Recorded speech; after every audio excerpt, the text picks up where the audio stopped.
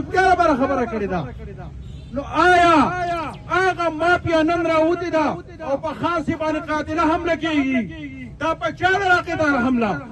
دا زما او ستا په عوامو قاتله حمله ده دا په چا ده په عوامو ده زمونږ په پاکستانو ده خان صاحب مونږ به انشاءالله کې خیر راوځو مونږ د خان صاحب چې مرګ ته تیار دي نو مونږ څوک یو مونږ تیار نه یو تیار یې خامخا به انشاءالله قسم وکړئ حلف وکړئ ناست وکړئ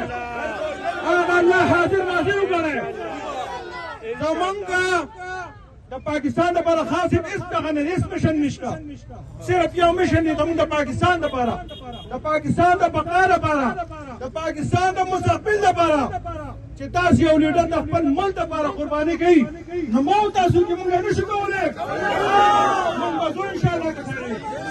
دا تحریک د وس مشهور شوي دي دا هغه مافیا ته موږ شکست ورکوو چې کوم